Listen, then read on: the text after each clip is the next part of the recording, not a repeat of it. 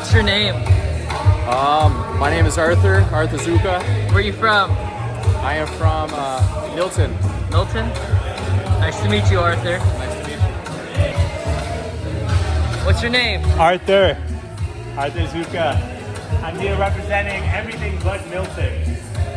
Okay guys, today's role analysis is with Irwin, a purple belt from Milton, Ontario. And I have to say he's a very technical purple belt. Definitely one of the best, most technical purple belts I've seen in a while. Normally when people sit up, I'm always wary of the half guard, but he did such a good job selling the double leg that I kind of walked right into it. He does love that pant grip on the reverse De La Riva, and you're going to see this probably 20 times in this role.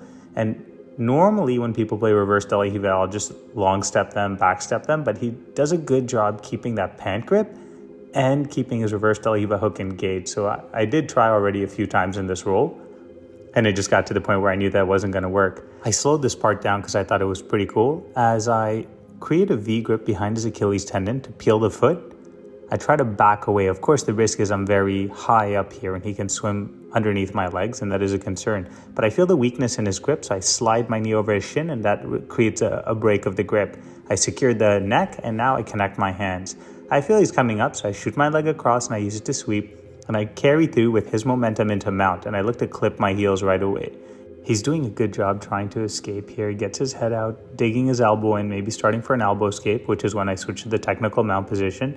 And I try to enter for an omoplata here. He does a nice job pummeling his hand back in.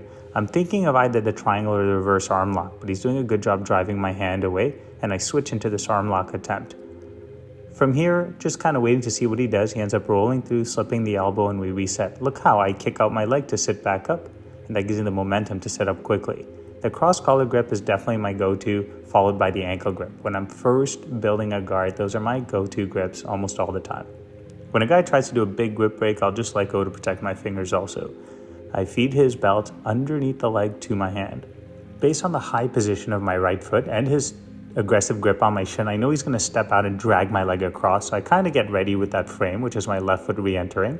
Typically people will just go side to side. He does a very short pass to his right before he tries that toss of my leg again, and again I re-enter with my left foot, keep my knee in tight to my chest so I don't overextend and expose myself to different passing opportunities. I typically wait for people to slow down before I go for my attacks. I control the sleeve, I already have the cross collar, and I just do a simple butterfly sweep here with my other foot pressing into the ground, and I use my shin to tip him over because that last little bit he was kind of fighting, and he inserts his leg in, knee to chest, excellent connection. I drop my hips and I swivel and backstep, very much what I did what had happened against me in my previous role analysis. When people turtle, I always try to get the closed side hook because that's going to be the most accessible. I kind of miss it, but I managed to slip it in, and I grab a Kimura grip on the far side because I feel that his hip is already dropping towards the ground, his right hip in this case. So that Kimura grip will kind of act as an insurance policy for me. As I roll him through to try to salvage the position, he almost attempts like a Granby type of maneuver, and I use this to chase the back. And what I always do with the back control is I attack a rear triangle. I find the threat of the rear triangle will allow me to get to the position I want. And as he rolls through like a hitchhiker escape, you'll see I enter that same triangled leg armbar position. It's almost like a Choi bar with the legs on top. And it's the same one that we had been in earlier, but on the opposite side. He starts walking his legs towards me, and my goal here is to stop his hips from rolling, but also to prevent him from stepping over my head with his leg. He sits back with his knee inside and clears his arm. One of my favorite things to do from any reverse De La Riva position is to get my half lasso. And he takes the right grip with his right hand, the correct grip I should say, because it allows him to throw my leg across or stuff my leg, which is what he does. But see how he ends up stepping forward? So I lift him with my shin, I scoop inside the leg, and I take him to a Y guard type of position. Now from here the battle can go one of many ways. And that's just going to depend on his reaction. So I just secure the thigh and I sit on my side and I maintain the distance with my shins. He tries to grab my sleeve and pull up my arm, and I just wait to see what he's going to do. I see he tries to go underneath with his hand, and I don't really worry about it, and I re-secure the leg as I feel he's trying to pull it out, and once his leg clears to the other side, I actually push it and I move my own body out of the way. I secure his leg and I sit up and I cup the hip. Or at least I try to, but his hand blocks me. But because I insert my hook again, now he can't rotate towards me. and my other hook is behind his knee. So I'm actually restricting motion in both directions. I know I want to secure his hip. He already blocked me once, but eventually I will get it. I off balance him, and that's the time where the hip becomes accessible. Watch how I roll through using his momentum, and I hug the hip and I sit up. I still haven't let go of my pant grip yet because that's my connection to him. Whenever I attack an underhook, I'm just going to get tighter and tighter. I'm in an excellent leg drag position, and I think he recognizes. So he swims his hand inside almost to grab my head, but I re-grip his wrist, but he posts, so I can't sweep him. And we go through the same cycle where I roll through with him, I secure the hip, and this time I just switch my hips and I come out the back door. I really like this style of attacking because you're just surfing, and I'm not actually using a lot of energy. Plus, I feel fairly safe in that exchange. I block his shin and I shrimp out and I buckle him to a hip, and it's much easier to attack the neck from here. Attacking the back is just a balance of attacking the neck and attacking the hooks. So you see, I always pop that collar open and then I try to feed it to my choking hand, which he is controlling, and he rolls out and we end up resetting here. But I keep my 2-on-1 on the wrist because that's going to allow me to build my guard again. When I have a standing opponent, I'm always really focused on 2 grips initially. One is going to be the ankle no-gi grip, which I already have, and the other is going to be the cross collar. You can see me kind of reaching for it, and I think I got it now. Now what I'm actually waiting for here is I'm waiting for my split sweep. So I stretch him out. I want him to pop up on that foot. That's kind of what I'm waiting for here. As soon as he steps up to his right foot, I'm going to try my split sweep, which in this case failed horribly, but you got to try it. And now he's pressuring forward, so you'll see my shin is actually blocking his belly, and it prevents him from moving forward on me. I elevate, and I use that to reset.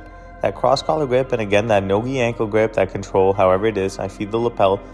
A very common response against De La Riva is people step back, so check out how my foot tracks his hamstring, and normally you can actually get a sweep from here, or at least off balance them and make them rethink it.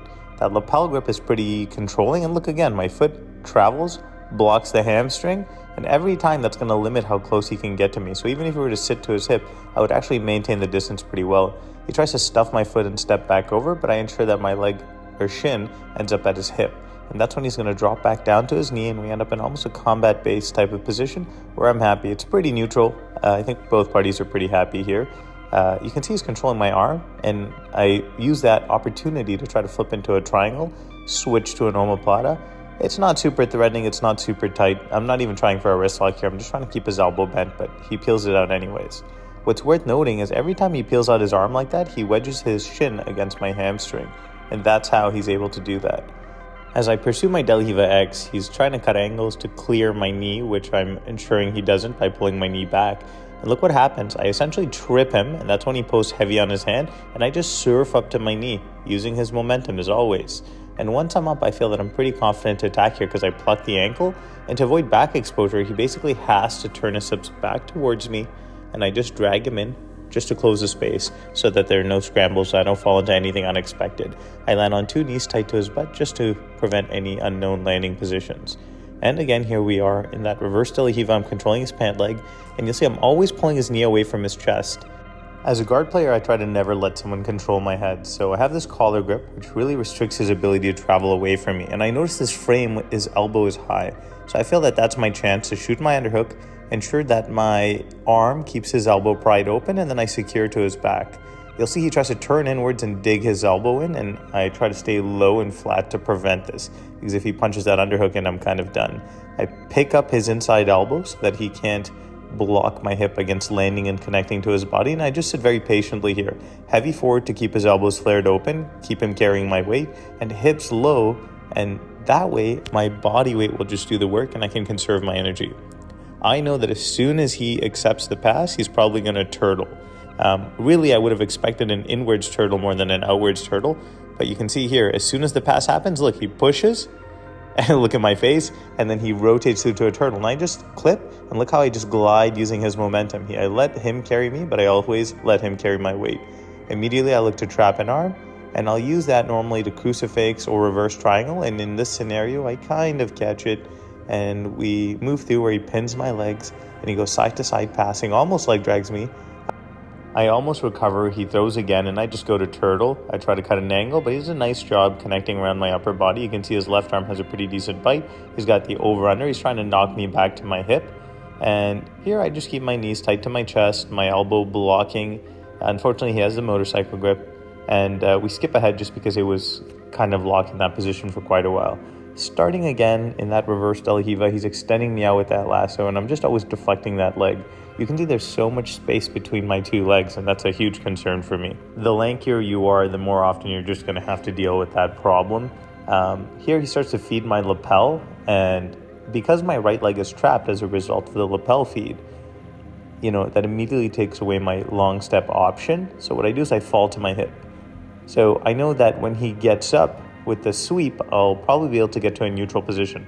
But here I end up wrapping his ankle, it slips out, I try to re-bite and re-feed, I feed it to my own lapel, and he's attacking my foot.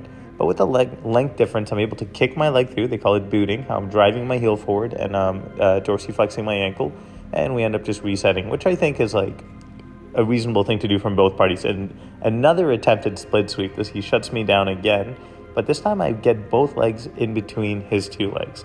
So I definitely have a strong ability to elevate and control him. And that's why he cuts his shin inwards. And that shin to shin action, it negates my butterfly hook. And you can see I just switched position. I have a really nice pank grip here. And again, I'm looking for those two butterfly hooks. But every time he just pinches his knees, and that triangle with the 2 feet and the knees, it really does shut down the opponent's hooks, in this case mine. I'm happy just to chill in this position, and I start to look for some kind of lapel feed, at least to slow him down. He's got nice movement, so it's in my best interest to tie him up wherever I can. And again, playing this De La Riva, we spend a lot of the battle here. If I'm on the bottom, we're normally in this De La Riva position because that's just where I start from. And here I'm looking to just get some elevation. He gets a nice back step. I use that to reset my guard, being mindful not to overextend with my legs. And I'll use this elevation to kick through and set up my single leg X. This is one of my most common entries for the single leg X. A little shin to shin, shift the weight to the other leg, and now you can see I'm starting to isolate his leg. As I go for the ankle lock, he rolls through. Just because he's not a brown belt, I didn't go for the knee bar, so I switched to the other side ankle lock. Because of the rotation on his foot, you can see his heel is high, his toes are down. I don't have a great position for the ankle lock, so he is second time in a row, he's rotating inwards to try to create an uncomfortable angle for me to work with. And that's fine for me. I'm not going to force it. I want to try to see what else I can get out of this position. I do throw it over. Everything's kind of okay here from my Aoki lock perspective, except that his foot is rotated inward. So you see here, I just use it to get a sweep. I don't get hung up on what I lose and I don't get. And I try to start with some outside Toriando passing. He punches his underhook through, his left underhook, and as I fall to my hip to try to tip him over, that actually negates my action and almost puts me in a bad spot. It was just the timing right there. See, he waited till I fell and then he punched the arm out. So what I ended up doing is posting on my left foot, I threw my leg over and I managed to come to the top. At least I figure if I'm not going to get the back, I don't want to end up in bottom side. But because he has one arm out, in jiu-jitsu, we know one arm in, one arm out typically spells triangle. But I go for a triangle, and I believe he tucks his head low. You see how I can't catch it? So I throw my leg over, and I maintain control over his other arm. One of the first times I ever caught a black belt was actually with this submission, and I've heard it referred to as hooks of doom. So you can see I have both of his arms trapped, but his head is underneath. And I just cross my ankles, and there's 18 submissions you can pick from here. But I just see that arm with a nice 90-degree bend flared away from the body, and that's what I go for. So I try to go for the Kimura. Naturally, he straightens his arm. He even rotates, and I switch into a reverse arm lock here, nice and gentle. It's definitely worth noting that this was a cooperative roll. And for sure, he could have gone more intensely and fought harder to escape things and attack me more. But again, we just want to highlight some techniques, some movement. And overall, we had a great and fun roll. So thank you, Irwin. Much appreciated. I hope everyone enjoyed this. I hope you learned something. And for me personally, I love this. And I just want to take a moment to thank my sponsor, Ikiro. They make no-gi attire, lifestyle attire. And the gi that I'm wearing in the video is from them. So having sponsors that support me allow me to spend more time to make projects like this. I have a lot of fun doing it, and I really hope that you guys enjoy it just as much as I do. Thank you.